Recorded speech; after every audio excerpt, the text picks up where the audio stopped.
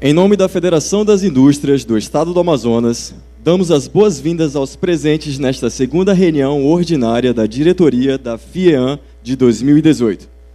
Para darmos início à reunião, convidamos para compor a mesa o senhor Antônio Silva, presidente do Sistema Federação das Indústrias do Estado do Amazonas, nosso anfitrião, para receber as autoridades. Convidamos o excelentíssimo senhor Arthur Virgílio Neto, prefeito municipal de Manaus.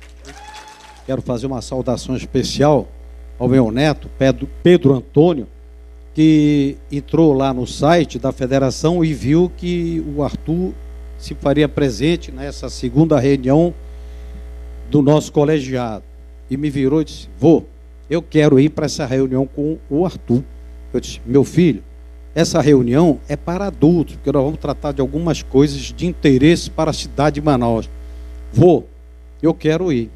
E vocês sabem, avô. E aí chega aqui, o Arthur disse: não, ele faz parte da minha comitiva. Fiquei mal na foto. Excelentíssimo senhor Arthur Virgílio Neto, prefeito municipal de Manaus. Quero cumprimentar o senhor Alfredo Paz, neste ato representando o governo do estado, o nosso governador Amazonino Mendes.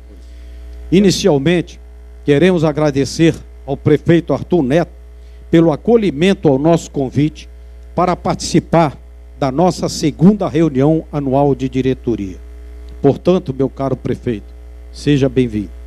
Aproveitamos também a oportunidade para fazer um agradecimento especial a você, Arthur, e a sua esposa, Elizabeth, pela participação na solenidade da imposição da Ordem do Mérito Industrial da CNI ao nosso querido general Eduardo Vilas Boas, comandante do Exército, proposição desta federação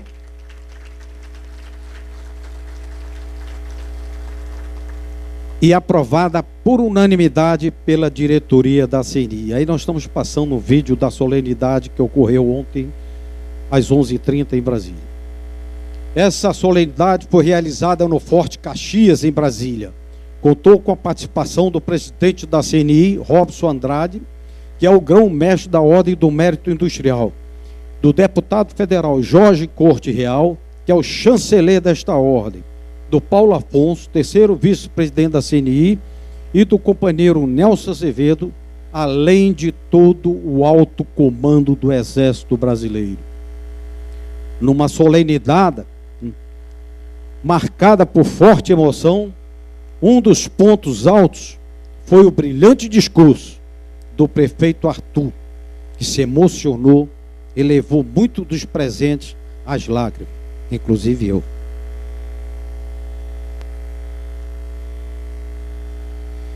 Meu caro Arthur, essa é também uma grande oportunidade para a indústria lhe ouvir sobre os nossos pleitos de melhoria para o nosso segmento e da cidade de Manaus.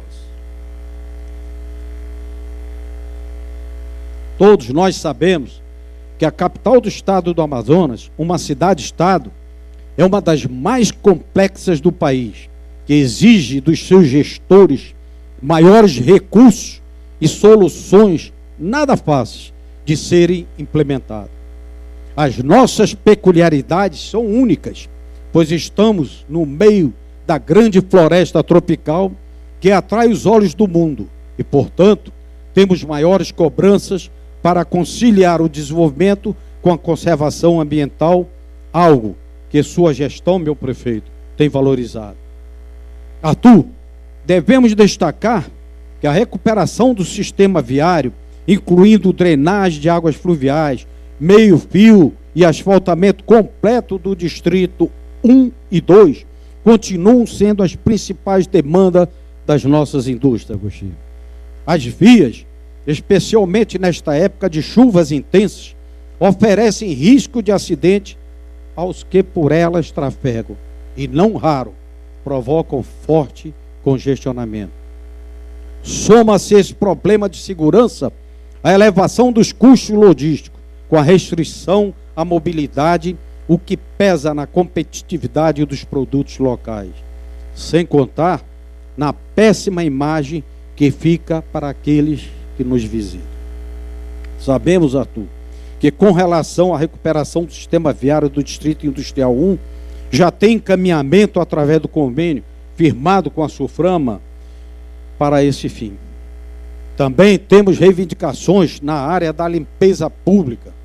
Infelizmente, em decorrência do acentuado número de invasões, especialmente no Distrito Industrial 2, o lixo é jogado nas ruas, atrapalhando fortemente o sistema viário. Esta sociedade, toda ela é prejudicada, pois os custos da prefeitura ficam mais elevados para a manutenção das vias e na retirada de entulho dos nossos igarapés, extraindo dos cofres públicos recursos que poderiam ser aplicados em investimentos de infraestrutura e nas ações básicas da educação, saúde, por exemplo.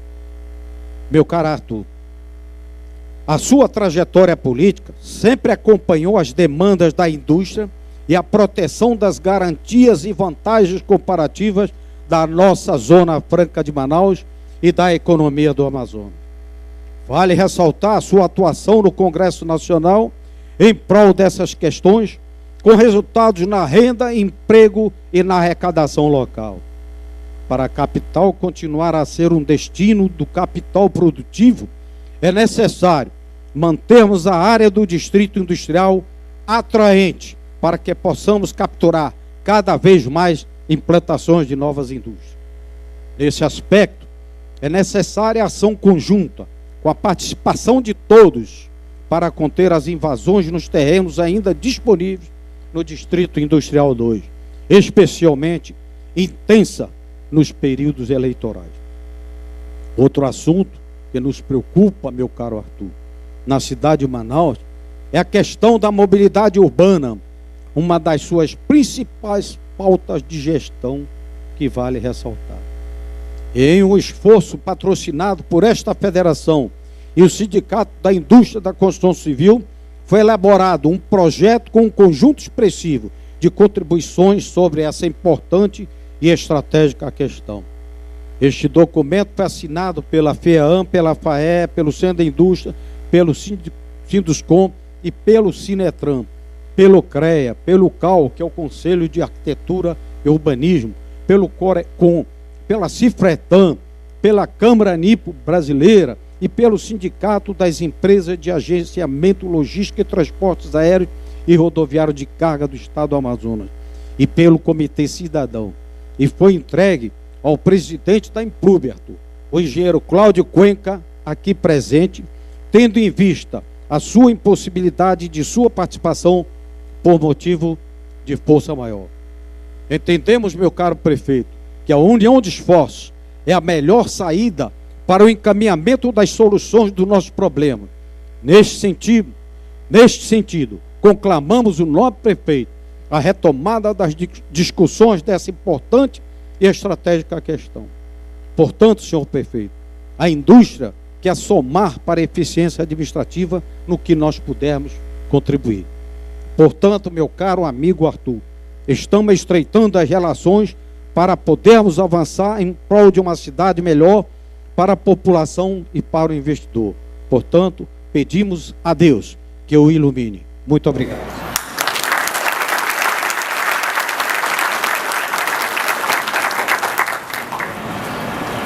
Eu venho para uma reunião como esta com a mesma reverência e com a mesma humildade com que os presidentes americanos comparecem todos os anos. Em determinada data do ano eu comparecia a um evento desses na presidência do presidente Obama, Barack Obama, que é o chamado Christian Day, o dia cristão.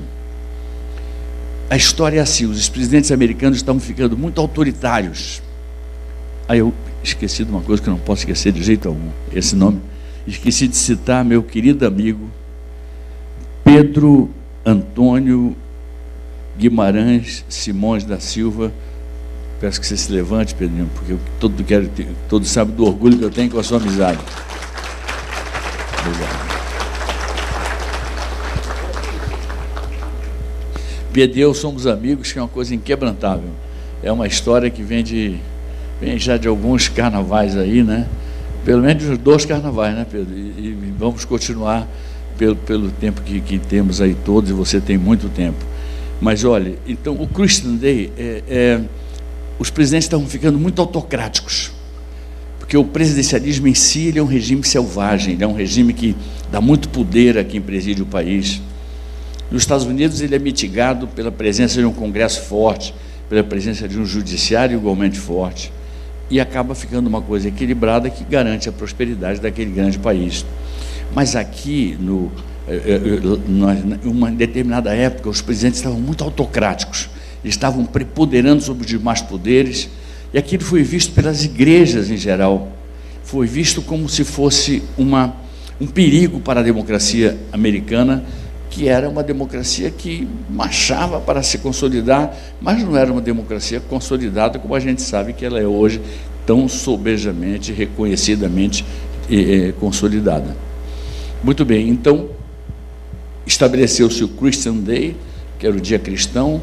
Uma vez por ano o presidente iria, obrigatoriamente ele iria a uma sessão imensa, um café da manhã, cada dia está maior. Quando eu fui devia ter umas 3.000 pessoas, e sentam em mesas, eles distribuem pessoas correspondentes a você.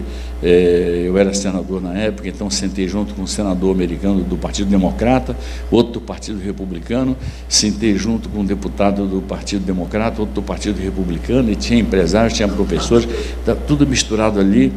E foi um dia assim muito bonito. Eu entendi, eu apreendi, mais do que aprendi, eu apreendi com 2 S, o que era o Christian Day. Então é com a mesma reverência que eu compareço a este evento, porque é hora de prestar contas, é hora de falar de projetos, é hora de trocar ideias, é hora de se dar bons passos na direção dos consensos que devem fortalecer o Amazonas nas suas reivindicações. Isso acima de cores partidárias, acima de injunções políticas, acima de injunções que possam ser impostas por uma coisa boa, saudável, que são as eleições. A eleição não foi feita para dividir país, foi feita para unir o país, o vencedor que seja vencedor, os perdedores que sejam perdedores, mas, sobretudo, que nós saibamos estar acima disso quando se tratar dos interesses fundamentais do Estado do Amazonas, e são alguns interesses que eu gostaria muito de ressaltar aqui. Por exemplo, a Zona Franca de Manaus. A Zona Franca de Manaus, nós temos, não é, Mourão, Osíris, temos discutido isso muito. Nós temos necessidade de dar muitas guinadas neste modelo. Eu diria que, e eu dizia isso lá atrás, a prorrogação, ela era essencial. Sem ela, nós não teríamos nada mais. O prazo já teria vencido, inclusive. Eu estaria já, seria 2023, né? Então, simplesmente não valeria a pena mais ninguém investir uma agulha lá, porque a prorrogação era fundamental. Mas a prorrogação, ela tinha que vir acompanhada, e isso nós não conseguimos até o momento, da infraestruturação tecnológica, ou seja, fortalecer o estoque de capital intelectual, fortalecer fazer a revolução da indústria, da infraestrutura de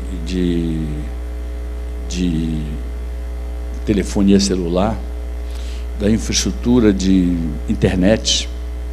Nós somos um estado quase que em situação de incomunicabilidade, porque não temos a estrada, nós não temos hidrovias, nós temos rios, não temos hidrovias, e nós não conseguimos nos comunicar nem aqui dentro, e quanto mais quando falamos para fora. Somos um estado quase que em estado de incomunicabilidade, estamos incomunicáveis.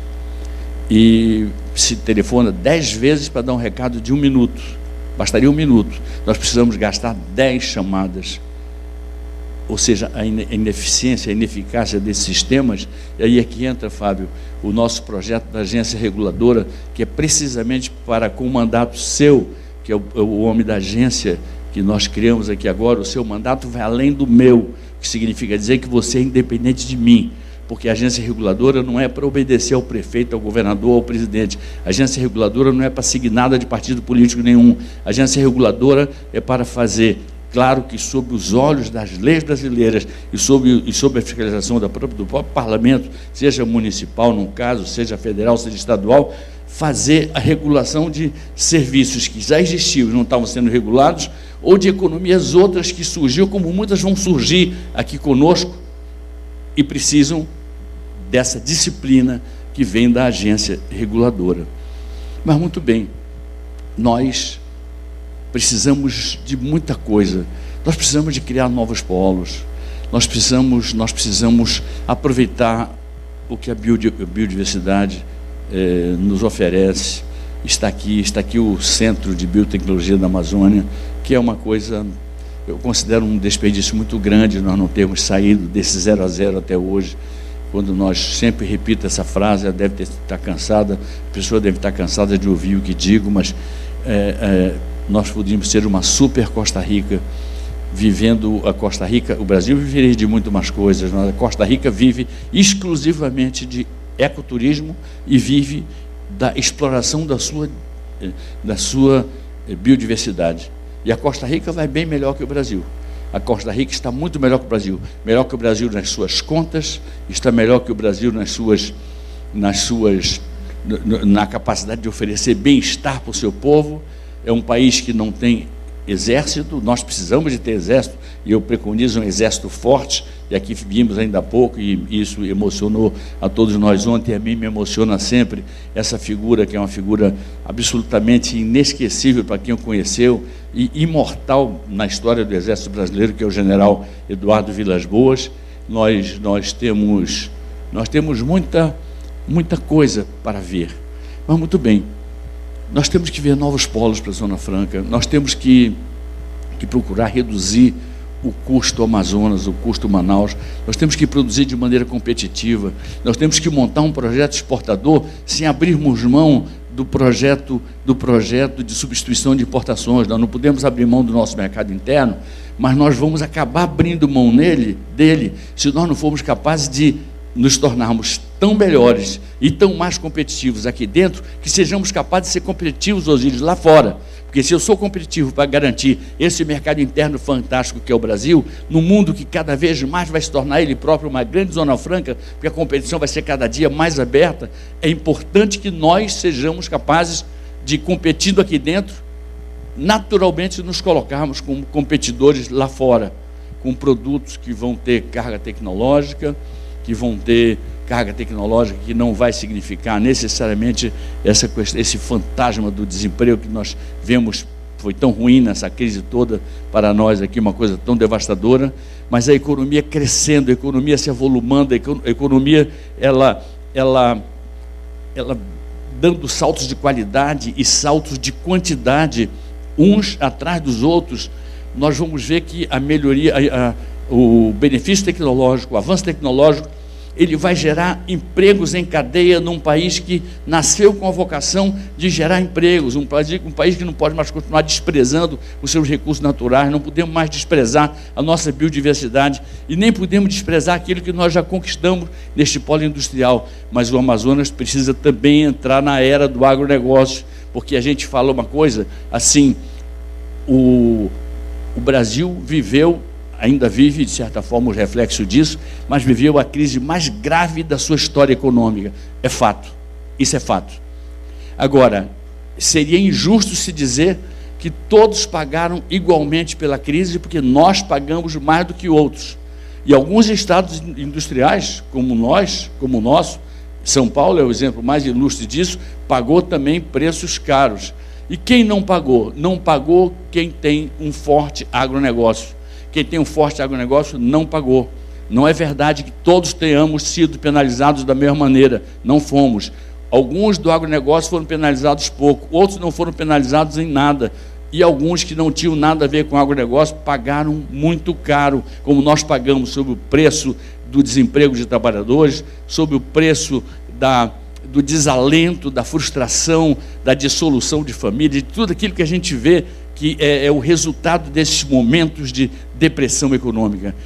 Tudo aquilo que a gente vê e que a gente agora presenciou tão de perto e que foi uma aula tão dura para as novas gerações, já ter ela, que felizmente não teve que viver mais nenhum período autoritário, eu espero que não viva nunca, mas ela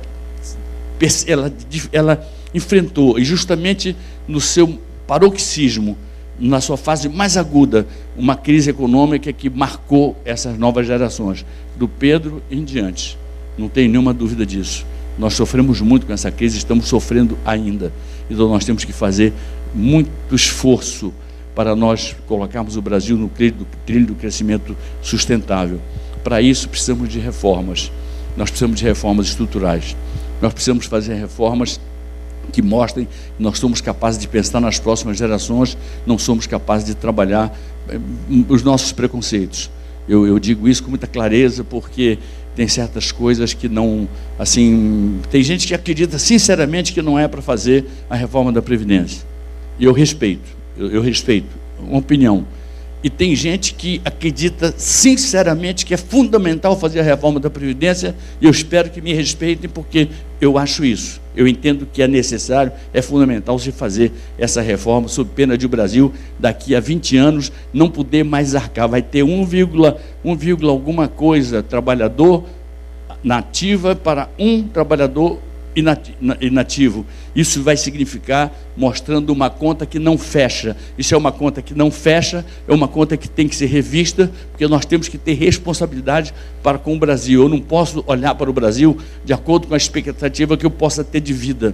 Eu não posso olhar a não ser pela expectativa que meus netos, meus trinetos, todos os da minha família, todos que estão aqui, as famílias de todos nós todos temos que construir um país que seja capaz, já pelas atitudes que tomaremos neste momento, que nós sejamos capazes de envelhecer.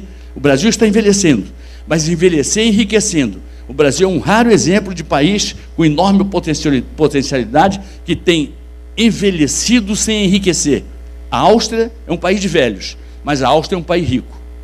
Os países todos que envelhecem, mas envelhecem já ricos, esses países todos conseguem conviver e com alto nível de vida com os seus filhos nas posições em que eles se encontram. Já nós aqui, nós estamos correndo o risco de ficarmos o que envelheceu, mas não enriqueceu. Ainda estamos em tempo de dar a grande virada. Eu sei que esse tema é um tema muito, assim, mereceria um debate muito intenso, e o debate deve ser feito com muito respeito, enfim, sempre, eu acredito muito nisso, mas o Brasil precisa, a meu ver, de reforma muito forte na sua infraestrutura.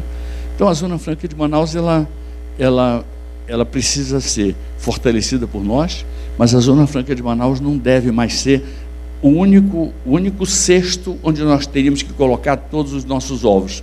Teríamos que ter outras economias ao redor dela, dependendo dela indiretamente, ou a reforçando, mas várias economias, entre as quais o polo industrial de Manaus, inclusive passando a usar o que vem da biodiversidade, teríamos que ter várias economias ao redor dela, para nós podermos ver, está em baixa a economia, sim, então não está em baixa a economia da biodiversidade, dos fármacos, dos perfumes, dos cosméticos, não está em baixa. Então não está em baixa o agronegócio, que a gente precisa ter o agronegócio aqui conosco. Não está em baixa nós trabalharmos, não fica em baixa o turismo, porque sempre vai ter alguém que não está em crise, que vai querer realizar seu sonho de conhecer a Amazônia. O turismo é fundamental para nós. O turismo, o ecoturismo, o turismo de eventos, tudo aquilo que a gente aqui pode oferecer fartamente, desde que a gente resolva certas situações, como, por exemplo, essa situação que é calamitosa no país inteiro, não é uma coisa só daqui, nem foi inventada agora, mas é calamitosa a situação da segurança pública, é calamitosa a situação desse país dividido com falanges criminosas, dividindo parte do país como se fossem capitães hereditários de capitanias malditas que vivem de viciar pessoas, que vivem de infelicidade pessoas, que vivem de fazer mal às pessoas, que vivem de assassinar, que vivem da violência pela violência. Nós temos que mostrar em algum momento, e precisa ser para ontem este momento, que o Brasil não pertence a falange criminosa nenhuma, que o Brasil pertence aos brasileiros, o Amazonas pertence aos amazonenses.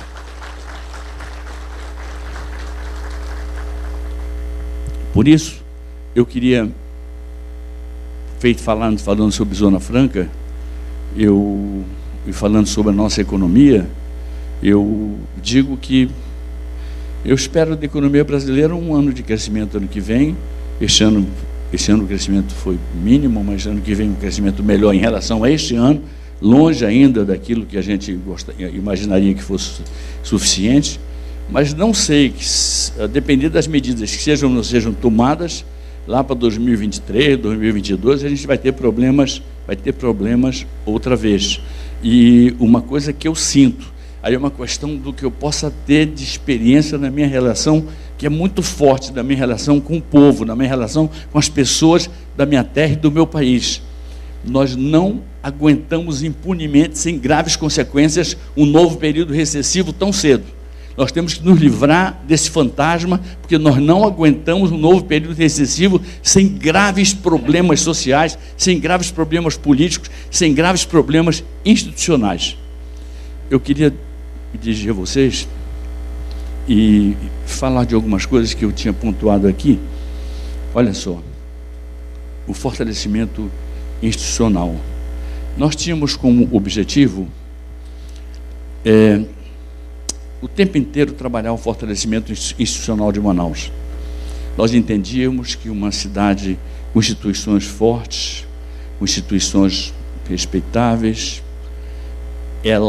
eficazes, ela se tornaria uma sociedade, tornaria a cidade menos vulnerável a essas crises cíclicas todas. Então nós temos hoje o resultado, por isso que eu falei na Firjan ainda há pouco. O índice Firjan coloca Manaus como a cidade mais ajustada fiscalmente do país. Nós temos quem trata de contas públicas oficialmente considera que a nossa contabilidade pública é a mais organizada do país. Quem trata disso é a Anemprev, a entidade que cuida de avaliar as previdências públicas, considera que a nossa previdência é a mais sólida dentre todas. Eu vou dizer aqui, o poderoso Estado de São Paulo, poderosíssimo Estado de São Paulo, ele não retira o seu certificado de normalidade, como é que chama, Lorival? O certificado o CR, de regularidade, obrigado, o certificado de regularidade previdenciária, não retira por vias ortodoxas, retira pela via das liminares, se pendura impostos e continua podendo fazer convênios. Nós aqui respondemos a cada 6 meses a 35 quesitos muito duros da Previdência Nacional, do Ministério da Previdência, para, ao fim e ao cabo, recebermos o que temos recebido pela porta da frente, sem nessa história de liminar, sem nada disso, para recebermos pela porta da frente o certificado de regularidade previdenciária. Isso compõe o quadro de quem se preocupa com a questão fiscal. Nós temos, por exemplo, em relação aos órgãos de financiamento internacionais e nacionais, nós somos AAA, A em tudo. Em relação ao Tesouro, mudaram a metodologia, nós somos agora A quando se trata de tudo, A e A, mas somos B quando se trata de investimento, porque, ora, a gente já investe quase 11% do nosso PIB, a gente tem o objetivo de investir do nosso orçamento 20% em 2020, esse é o nosso objetivo, a gente trabalha com metas, mas nós não podemos fazer milagres, enfim.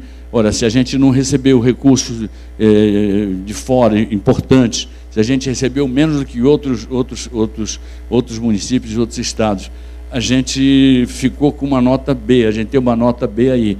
Até cometeram um equívoco, eu disse para a moça ontem, eu digo, olha, a senhora está completamente enganada, a senhora pode estar certa em outras coisas, uma importante funcionária do Ministério da Fazenda, mas a senhora não venha me dizer que nós somos menos que A. Aí ela tentou mostrar que nós somos, ela reconhece que errou, dizendo que nós não éramos A e A, mas insiste que nós somos B quando se trata dessa questão de investimento. Sabe o que é o investimento? É o governo federal pegar e dizer assim, ó, isso aqui é tanto para ti, pronto. Então já melhorou, o cara vira A, mas vira A sem mostrar a capacidade que a gente teve de fazer o ajuste que a gente fez, poupando no custeio para fazer salvaguardar recursos para o investimento. Nós procuramos fazer com que, ao invés de irmos buscar saídas mágicas pela via do aumento de impostos, nós fomos buscar uma saída que não é mágica, pelo corte de despesas, pelo corte de guarda de custeio. E aqui eu faço uma declaração com toda clareza. Para quem quiser saber a minha opinião, eu digo agora com muita clareza e com a clareza com que eu costumo falar para as pessoas. Eu sou completamente contra qualquer milímetro de aumento de carga tributária nesse país, porque isso não vai levar o país ao desenvolvimento. Vai levar o país a momentos de desafogo e depois a problemas enormes que virão, porque os nossos concorrentes, todos os nossos países concorrentes nossos, todos eles dispõem de uma carga tributária mais confortável que a nossa, e as deles já são altas. A nossa é elevadíssima, a nossa é escorchante, e tem um cálculo muito simples de economia.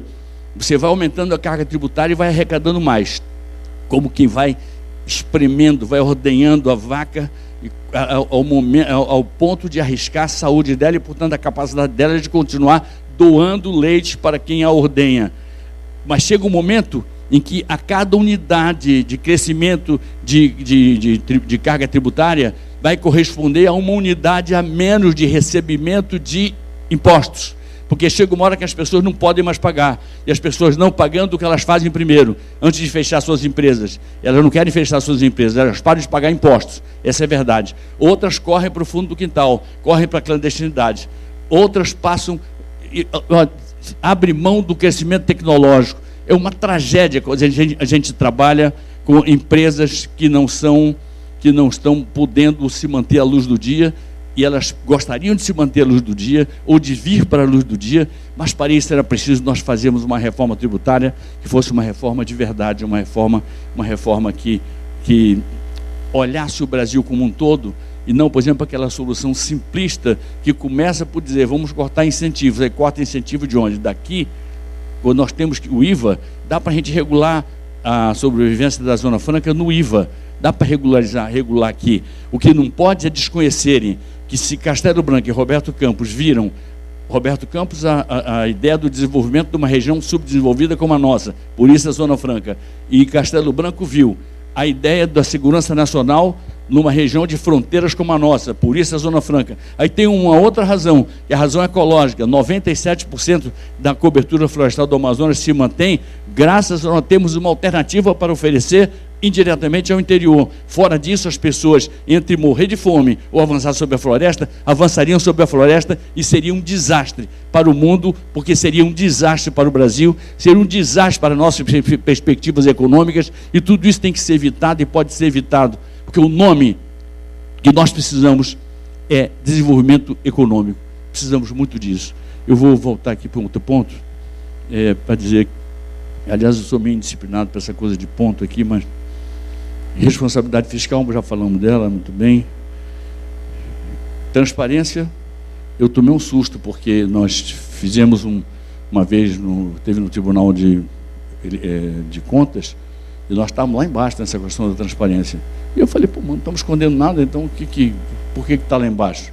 E que nós, trabalhando junto com o Ministério Público Federal, nós fomos vendo como era possível, a partir da fórmula que eles tinham para se obter ou não, para se provar ou não a transparência de uma cidade, de um estado, de um país, pelo portal de transparência, o que estava faltando nós colocávamos. Nós fomos colocando tudo. E hoje o Tribunal de Contas do Estado reconhece que nós somos já um exemplo para o Estado do Amazonas e uma boa referência para o Brasil. Eu tenho muito orgulho nisso, enfim. Mas muito bem, deixa eu ver se... Aí, falei... Assim, uma coisa muito importante, viu? Está aqui a professora Luísa, que foi um cérebro disso, mas nós ousamos algo que certas cidades, como Curitiba, como Maringá, no Paraná, elas dizem assim, puxa vida, para que é tão pouco, né? Nós estamos com um planejamento estratégico montado de 2012 2018 até 2030, marcando tudo aquilo que é essencial de ser feito ano a ano e tem que ser acompanhado ano a ano, e é uma coisa que tem que ser de domínio da sociedade inteira, para a sociedade acompanhar ano a ano e cobrar ano a ano, cobrar minuto a minuto, mês a mês, tudo aquilo que está sendo feito ou não está sendo feito. Mas por que só 12 anos? Porque nós não temos know-how, não temos expertise para fazer por mais do que isso. Maringá, uma cidade muito menor que a nossa, ela se planeja até 2047, mas ela vem se planejando há muito tempo atrás, ela vem se planejando desde muito tempo, desde sempre, e nós estamos ousando nos planejar a partir de agora. Então Manaus entrou na era madura, isso faz parte do desenvolvimento institucional, a que me referi logo no começo desta fala. Manaus se planeja, ousa se planejar, porque Manaus quer ser uma cidade adulta, Manaus quer ser uma cidade gente grande, quer ser uma cidade adulta, uma cidade que seja capaz de tomar conta do seu próprio nariz. Nós mostramos isso, mostramos quando faltou recurso federal, mostramos que nós aqui nunca atrasaríamos nem atrasamos nada de pessoal, nada, nunca atrasamos nada de pessoal, cumprimos com tudo. E hoje temos, viu, Valdemir, meu irmão, meu amigo, hoje nós temos datas base para todas as categorias de servidores públicos da nossa prefeitura, todas, até aquelas não específicas, elas conseguimos um acordo com eles todos, chegamos, Jataliba, a um denominador comum, e isso, graças a Deus, significa que a gente pôde dar uma resposta que a gente não estava conseguindo dar para as pessoas que estavam perdendo, sem que porque a gente não tinha fórmula de atendê-las. Graças a Deus, isso aí é uma coisa que foi resolvida também. A AGEMAN, e mais, a ouvidoria da AGEMAN, da Agência Reguladora, será aberta no PAC, o PAC dela será aberto lá no Shopping Felipe Dal, porque é uma forma, a gente quer descentralizar esse serviço ao máximo, de modo a não deixar cair a peteca desses empreendimentos que visam a fortalecer o empreendedorismo de pessoas que trabalhavam como camelôs e que agora trabalham com microempreendedores, enfim. E temos a Secretaria de Parcerias e Projetos Estratégicos, porque nós queremos, e aí a AGEMAN entra conosco nisso, nós queremos, o que Manaus? A cidade inteligente, ela está avançando. O BRT, já temos a primeira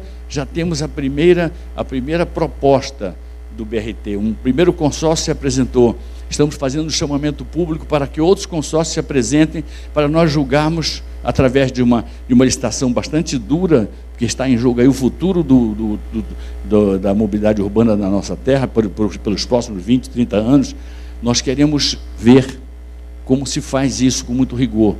Mas são bem-vindos os consórcios que vêm do país inteiro, ou do exterior, de onde eles queiram, que venham para nós fazermos um BRT que seja o melhor possível, a melhor forma de BRT. O BRT não é mais aquela coisa estática que nasceu em Curitiba e que se espalhou por 102 cidades do mundo. O BRT está em muito mais do que 102 cidades do mundo hoje, e nós escolhemos o BRT como sendo a melhor forma de se dar o grande salto tecnológico de um sistema exaurido como o que está aí, que vira alimentador, para um sistema de tecnologia melhor e com relação custo-benefício melhor para todos nós.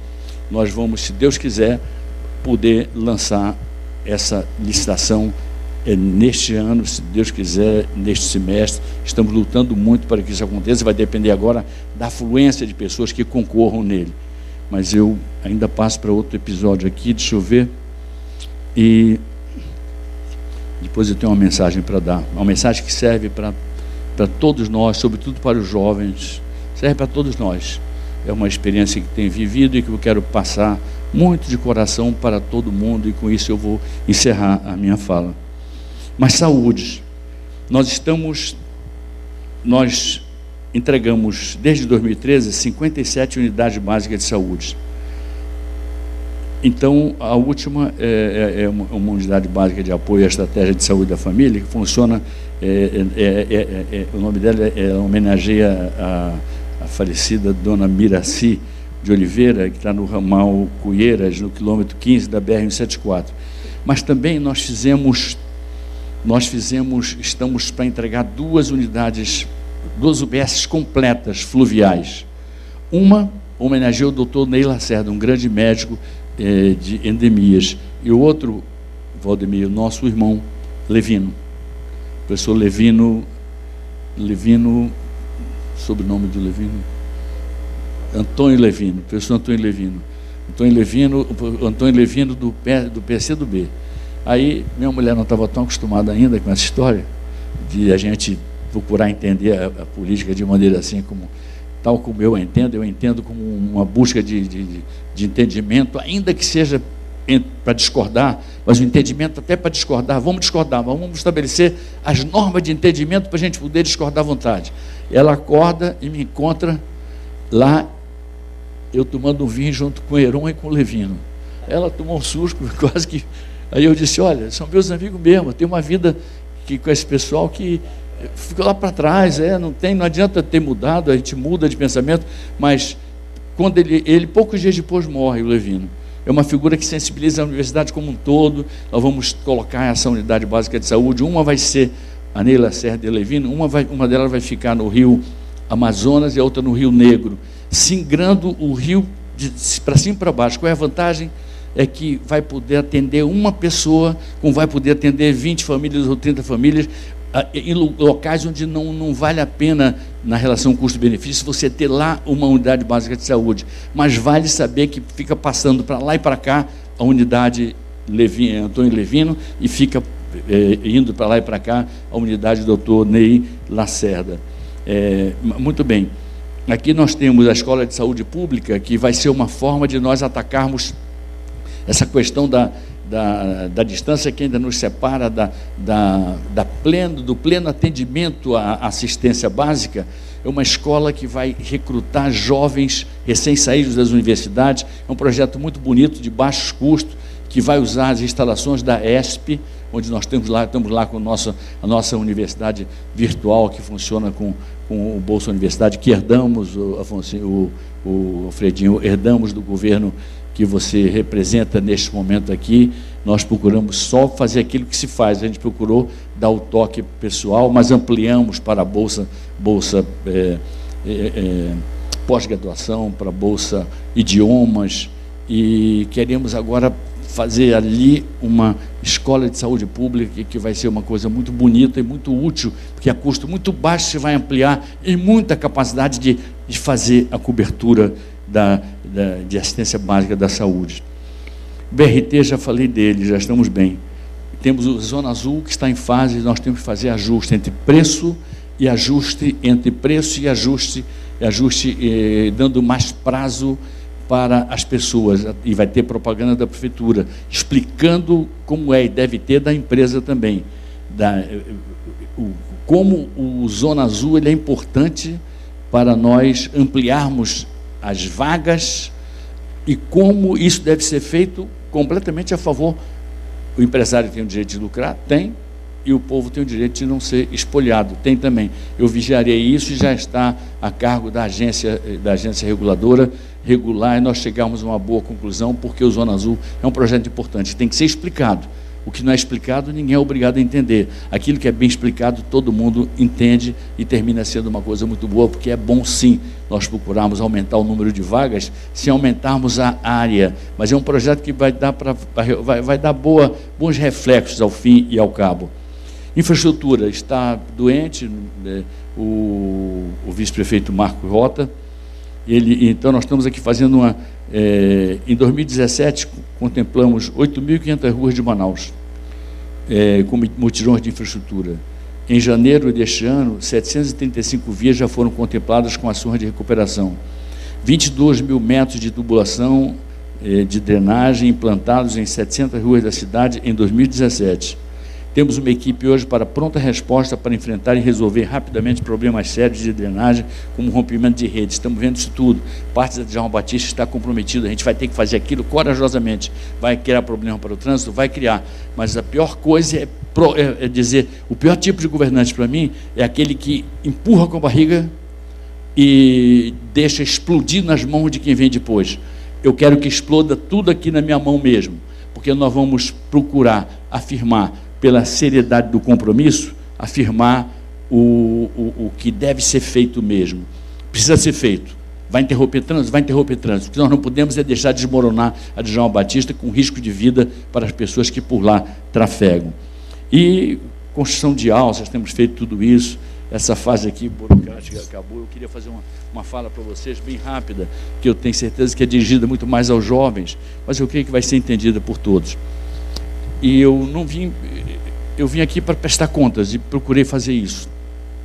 Mas tem uma coisa: desde que eu cheguei no parlamento, e eu era filho de um ilustre, eu não cheguei lá 0 quilômetro, eu era filho de um ilustre parlamentar que me deu muitas aulas, que me preparou muito para o momento em que chegasse a minha vez, eu poder fazer isso, um pouco que eu fiz com Arthur Bisneto, o momento em que chegasse a minha vez, eu poder, se eu quisesse mesmo, ele não recomendava isso, mas se eu quisesse mesmo entrar na vida pública, que eu tivesse lá um padrão de comportamento que vinha da experiência dele, e eu procurei seguir, e não foi uma coisa que resultou em coisa ruim para mim.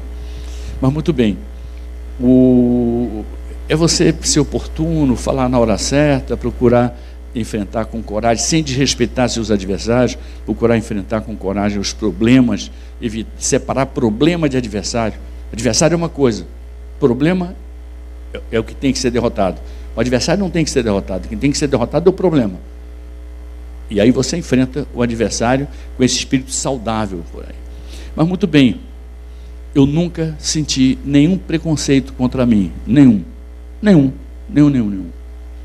Durante todo o tempo em que fui parlamentar, foram 20 anos de parlamento, eu nunca senti nenhum preconceito, zero.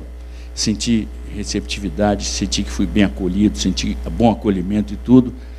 E olha que eu passei pelos 20 anos no parlamento, fui vice-líder do meu partido contra o regime autoritário lá atrás, eu fui o principal dirigente nacional do meu partido por 3 anos mais para cá, eu fui líder, ministro-chefe da Secretaria-Geral da Presidência da República e líder, outra vez, do governo do presidente Fernando Henrique, e depois, instado por ele próprio, ele me chama, onde ele estava no exterior, me fez ir lá, eu não era candidato a líder do partido, o candidato era outra pessoa, que ele disse para mim assim, essa pessoa vai sair do partido e vai sair como líder.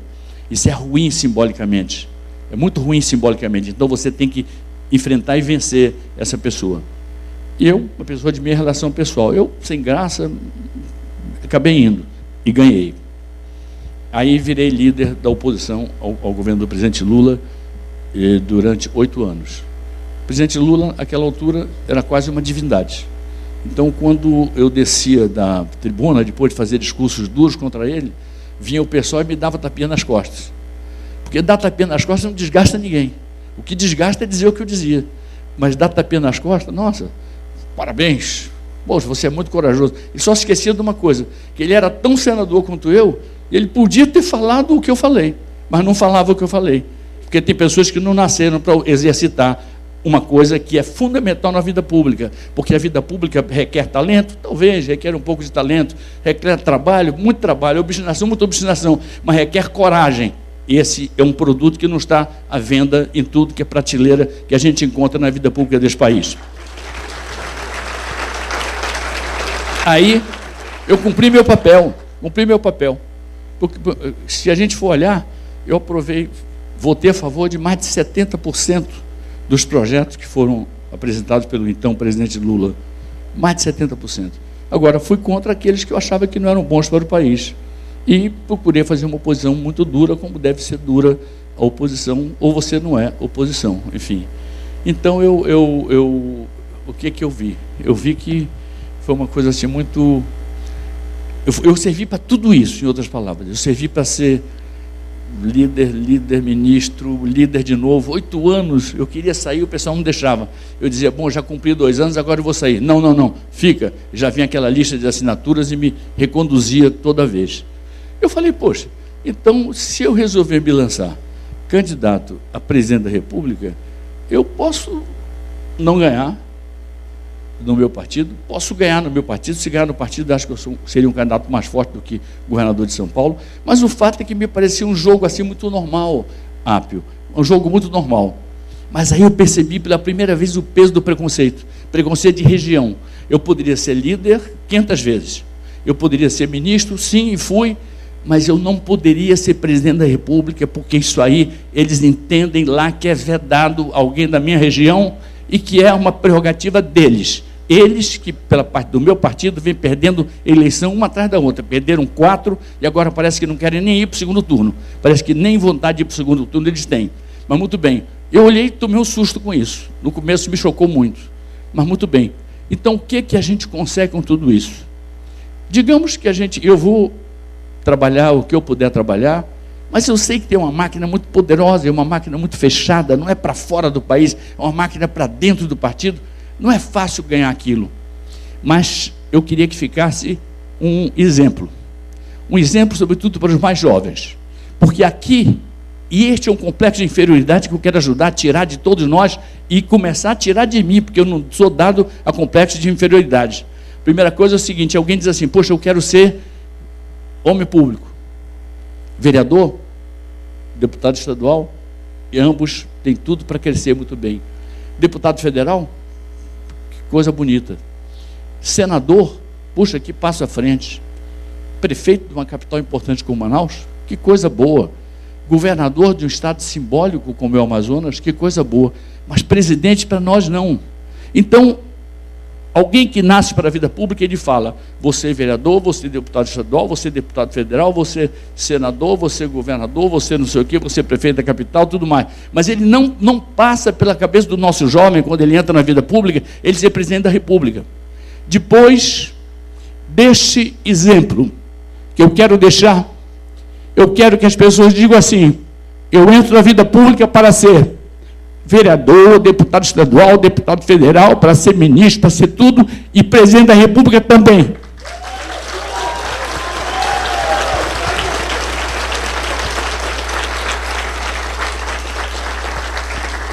E presidente da República também. Não pode ter tem que saber se alguém é preparado ou não, e não medir o preparo dele pelo local onde ele nasceu, até porque eu conheço muita gente que supostamente nasceu em locais que são muito fortes em voto e são pessoas que se revelam muito fracas na hora do seu processo interno, pessoal de tomada de decisões. Então, para mim, uma grande vitória é poder dizer que eu tenho certeza que daqui para frente nós mexemos com um bichinho muito perigoso que atiça a inteligência dos meus conterrâneos. É eles perceberem que se eles têm o direito de começar suas carreiras pela vereança e avançarem pelos escaninhos e pelos caminhos da vida pública e, se Deus quiser, os melhores que ascendam e subam, eu quero que eles ponham na cabeça que eles também têm direito a aspirar à presidência da República, que eles têm direito a aspirar. Isso não é uma coisa que seja prerrogativa de quem mora no Centro-Sul. Já se superou aquela política do café com leite. Muito mais ainda, essa política desse para-o-ímpar paulista, que não tem feito outra coisa a não ser atrasar este país. Portanto, que fique o exemplo. Eu falo para os jovens, por isso é importante estar o meu amigo Pedro ali. Importante nós sabermos que nós temos o direito de sonhar com tudo que queremos. Quer ser um grande engenheiro, vá ser. Quer ser um grande empresário, vá ser. Quer ser um grande professor, vá ser. Quer ser um grande líder metalúrgico, vá ser. Quer ser o que quiser, vá ser. Agora, se você é alguém que pensa na vida pública, não pense pequeno. Pense que você pode e deve sonhar com um dia presidir o seu país. Muito obrigado.